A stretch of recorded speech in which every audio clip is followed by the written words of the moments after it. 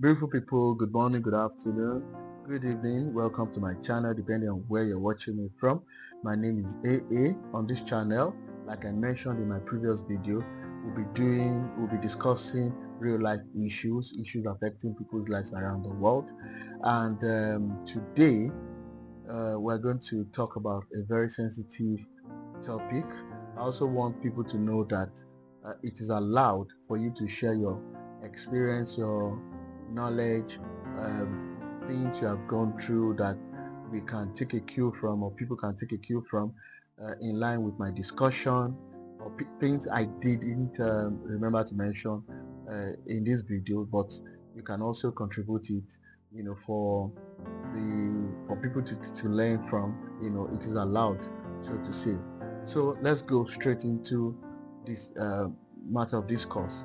We know that quite a lot of people are committed to loving each other. When the love is there, the commitment is there. The desire to have a family is there, which is why quite a lot of people get married and they want to settle down, want to build a future for themselves. When all of these things are there, but children are not forthcoming, it becomes a big challenge in marriages, especially in some parts of the world. Africa is a very unique example of what I'm talking about. But of course, we are humans, and it affects everybody, but in different ways. But it's still a problem that has to be resolved for everyone that is going through it. So for millions of couples around the world, childlessness is not just the issue of medical condition. It is also a silent grief they are going through.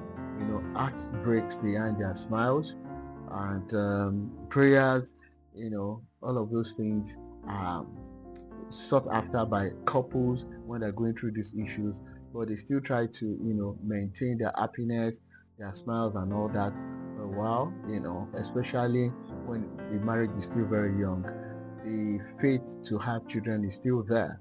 you know but we also know that medically, when you visit or discuss with doctors, physicians, they make it clear that after a year, if after a year of marriage, if children are not forthcoming, then there may be issues of fertility that the couples have to really look into, and then it leads to them getting tested medically to find out exactly what the issues are, so that they can start tackling it.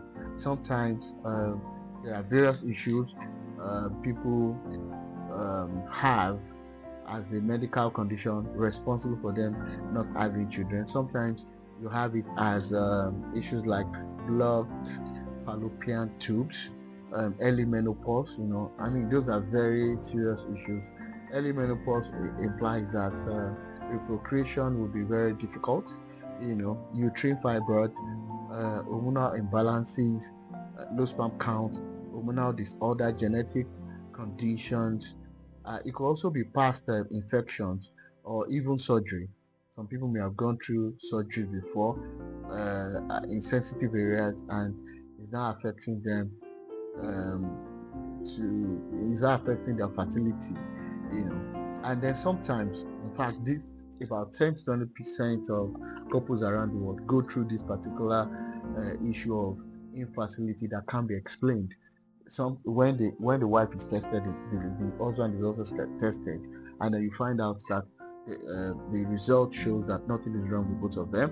But of course, children are not still coming, so it becomes an issue for them to really think about. And then these issues are actually issues that leads to a lot of other issues. What I mean is, because the childlessness is there, and couples are desiring to have it as quickly as possible, you start seeing issues like depression, you start seeing issues of like anxiety, especially with the women. Because here in Africa, for an example, um, immediately the woman goes for medical examination, and they discover that, oh, one or two issues are wrong with them. Somehow it becomes a stigma on their minds that, look, oh, I'm not a complete woman, I'm not, I can't, I'm a barren. All of these things start playing in in their heads, and it's not too fantastic for their health. So issues of depression, feeling of inadequacy, anxiety start setting in. Then it can also lead to relationship strain, even with the husband. Sexual disconnection. They are not happy. That thing that they enjoy in the marriage will start, declining somehow. So isolation can also set in, especially when everyone around the couples are having children. Maybe your younger brother um, already have like two children. Some may even have handsome and beautiful twins. So and then you don't have any. So it becomes an issue on the minds of the couple, and then it could also lead to issues of miscarriage, because sometimes anxiety, the fear that, oh, is it going to stay, am I going to be pregnant, and stuff like that, could also lead to miscarriages continuously. So these are some of the issues experienced, and then very worst of it could also be blood pressure, managing blood pressure that could lead to stroke or even death. So lots of issues are experienced when couples are trying to conceive children. So it's something that people should pay attention to around the world. Is a problem, but it is not the end of life. It's a problem that can be solved. It's a problem that one can navigate through and then still be happy over time. So it is very, very important. So it's not always one person's fault, actually. That, oh, maybe it's the woman that can't conceive, the man is okay, stuff like that. Those kind of narrations that that may be wrong. Sometimes the woman is fine, the guy is having low sperm count, and they can't really get pregnant, they can't have children, and because of that, you would see issues or pressure from family members, in-laws, stuff like that. Especially on the woman. If you understand what I'm saying, on the woman, and who is okay actually. The attention is focused on the woman, taken away from the guy, and it is the guy that is having the problem. So that is why it is very important for couples to be objective in the drive to solve this issue. Both of them should be tested. Both of them should be ready to face this issue, irrespective of who is having the issue. So that's why it is not one person's fault. So it's never a matter of blame. Infertility is a shared journey. It's something that should be shared by the couples. And then it's not just the absence of the child, it's the absence of understanding. People should understand. If you don't understand how to navigate through a particular problem as couples, there's likelihood that miscommunication will start coming in, and more issues will come without focus to solve the problem. Now, also, it is very important to mention what couples could do in the interim to try and navigate the issues. Number one, it's better to prioritize open, judgment-free communication. Open, judgment-free communication. There's no need to judge anybody. Oh, you have those bank accounts. How do we go about it? What do we need to do medically? What are you supposed to do? What are the recommended medications for you? The guy should diligently use these medications, diligently ensure that he or she do exactly as advised medically. And then also, people believe in prayers. It can also be done, but make sure that you do everything in the right process. You can pray. In Africa, a lot of people pray without going for medical assistance, and then you are looking for the result. How is it going to come? So it happens a lot in this part of the world.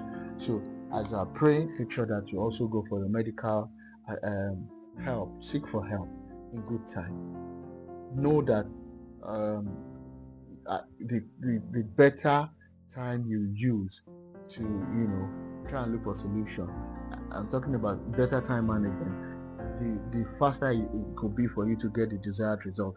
So it is important to prioritize open judgment-free communication with each other. I'm talking about the couples now.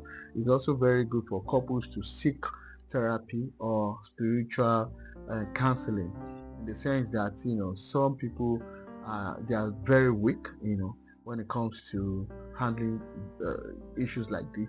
So you may need therapy. You may need somebody to continuously speak to you, especially people, consultant that understands this, that can also help with medical advice and stuff like that.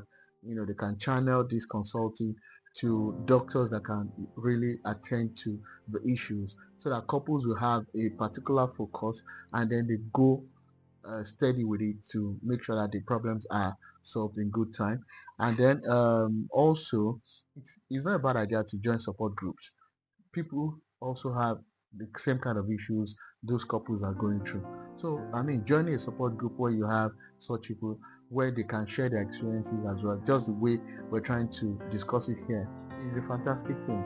It gives a lot of encouragement, and you see that it can be done. If this support group could be online, virtually, it could also be a physical thing where people are going to come together. You take it seriously, and it helps a lot to relieve the couples out.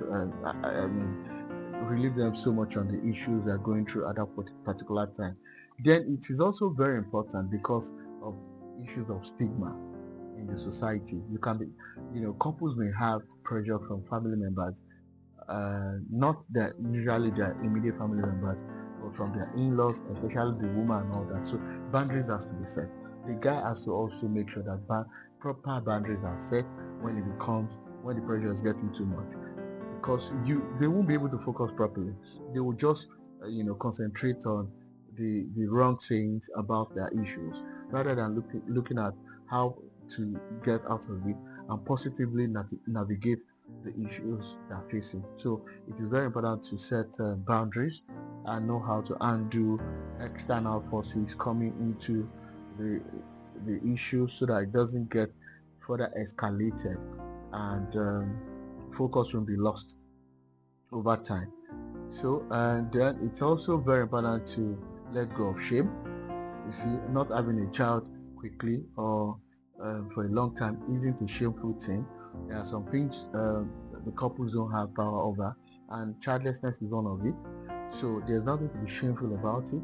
It's not like you have committed any evil, any serious offense that requires arrest or couples to be charged to court or stuff like that, or it's going to stain their names. No, so I mean, they have to be able to manage the shame. It is something couples should really develop a thick skin. Let me put it that way, so that you can really focus on solving the problem. So you are still a family, definitely, and you are still whole as a family. Couples are still whole.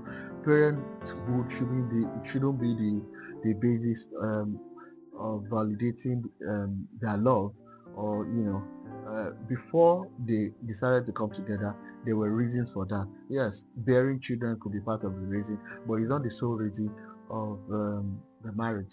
So basically, couples should be strong enough to try and navigate through these issues so that they can focus properly. So I would also say that it is important to seek for help in good time.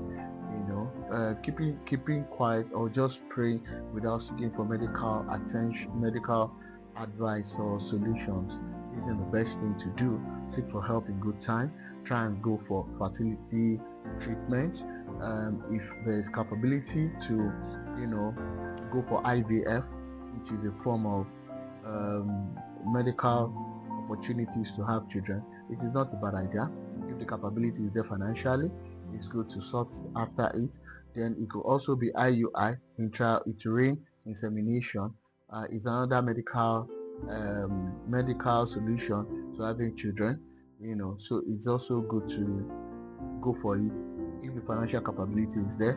Then ovulation induction with medications is also one of the medical ways of getting pregnant quickly. It's also very good to go for that if the capability is there. So there are levels of capabilities and financial capabilities of couples, so to say, but some don't have it. So if you don't have it, you can look at other channels. If you cannot do IVF, you can't do IUI, you can't do other medical solutions and stuff, but definitely you can still try and take medication, then go for it. So that, I mean, it's just the timeline that may be different, and result can still be achieved, over time. So seek for help. It's very, very important to do that. Then another option could be donor option. Some people actually go for egg donation. That's for women with poor egg quality. That's the egg they produce per month, during menstruation period. So it may not be fantastic enough, and then women can actually go for egg donation, and sometimes even men sperm donation, just to make sure that they're able to conceive. Embryo donation could also be the thing if the financial capability is there. So it is very good to look at all options and see what works for you based on capability, based on what you can do, and then based on your medical history, or presently the fertility issues the couples are going through at that point in time. Seeking for help is very, very important in good time, as quickly as possible. It's not just about faith, it's about action. So that's where this discussion is driving us to. Yes, issues are there, but action in good time is also very important. And then consulting as quickly as possible based on one's capability. I know of people who have the capability to do one or two things at an early stage of their lives, but because they wanted to do it their own way, they didn't take the decisions in good time until they become older, and then they now went back to the decision they should have taken when they were younger. So these are some of the issues people face. It's very good to quickly face the problem, and take decisions in a very good time. So another option is surrogacy. Surrogacy has been very, very successful in the medical field, and then based on financial capability, like I said, it can also be an option for couples to look at, so that they can, legally get things sorted, and ethically as well, so that they won't have issues around surrogacy in the nearest future when they have those children around them. So in all of this, there's also another option I'm going to mention. If couples can't, because of financial capability, can't sort after most of these things that are more expensive, sometimes the last resort could be adoption. I know of someone, a well-to-do woman, and the husband, who had childlessness issues, but they tried IVF, it didn't work. They tried other options, it didn't work, and they left it that way for a long time. She's about 60 years now, but recently she adopted a beautiful girl. And what came to my mind when she adopted the girl last year, 2024, was that maybe she should have done that earlier, at an early stage of her life. I mean, maybe when she was like 30 years, or say even 40 years, she should have adopted a child at that point in time. But she wanted a child of her own that she's going to carry in her womb and deliver deliver as her own child. Sometimes when these things are not forthcoming, decisions has to be made for you to be happy. Getting happy, making yourself, really making yourself happy is very, very important in life. You may not have everything you desire, but you can also try and create things that can make you happy, and also surmount the pressure or the issues the couples are going through at that particular time. So basically, my points are that when there are issues of childlessness in marriages, and you see that, look, there are fertility issues, or you can't even explain it, you need to quickly seek for help, not just prayers like we do in this part of the world, Africa. You seek for medical help, and then you go through all the available options depending on the capacity of the couples, and then they may also be last resort, which is adoption of a child. Visiting motherless babies home and stuff like that, going through the right legal procedures to get those children or the child in your possession, simply because you have the capability to take care of the child, which is exactly why they're even looking for children in marriages earlier, knowing fully well that of course they'll be taken care of properly. So adoption is another very good option that can be sought after to live a good life as desired. Now everything boils down to making you happy, so we should put that at the back of our minds. Then some people may also decide to say, look, I'm not going to have it didn't come, and I'm going to stay that way. I want to live a child-free life, and I want to be happy, and I want to have other things to do in life, like traveling around the world, mentorship, charity. They want to have fulfillment in their careers. They want to be happy. They want to help other people. They want to focus on other things. So it's another option, which are like last resort for some people. So the most important thing, like I said earlier in this video, is to be happy and navigate through the issues affecting the couples. So now parenthood, I would say that parenthood is not a one-way street. There are many roads, and all of them deserve respect. What matters is love you carry, not just the legacy you birth. So a family is not made up by DNA. We know that. So family are people. A family is made up by love, by laughter, by commitment. So it is very important for us to realize all of these things as human beings. That we may not have everything, but surely we can try as much as possible to be happy based on the decisions we make around the problems affecting our lives. So my discussion today is for us to try and make ourselves as happy as possible in the midst of struggles and problems such as childlessness in marriages. If you or anyone you love is on this journey, please know that you are not alone. Your pain is valid, and there's hope. There's always hope, one way or the other. I must tell you, and let me just quickly mention it to you, that I've gone through this before as well as an individual. So I know how the pain is. I know what it means to wait, for a while for you to have a child.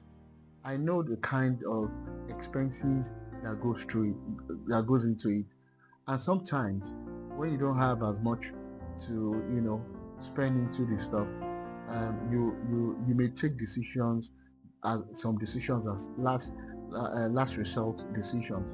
But the most important thing is to take a decision rather than just trying to live in pain and eventually die unhappy.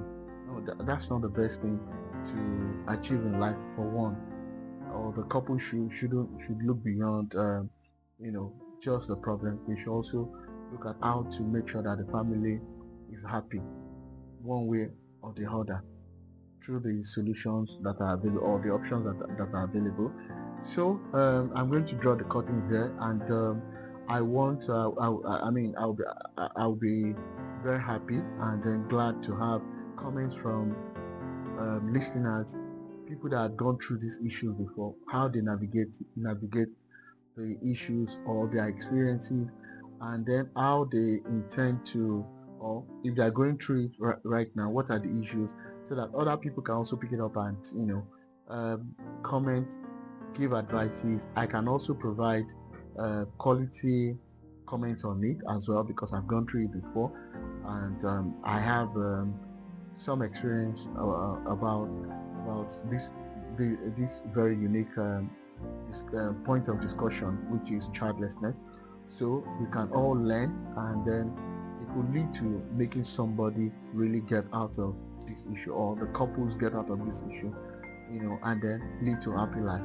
Thank you very much. Please share, like my video. I want to appeal to you to use it as an encouragement point for me as I come up with other other topics of life, that affect people, and we can share ideas to better our lives together. Thank you very much for listening to me. Love, peace, and unity. I appreciate you. Thank you very much. Bye.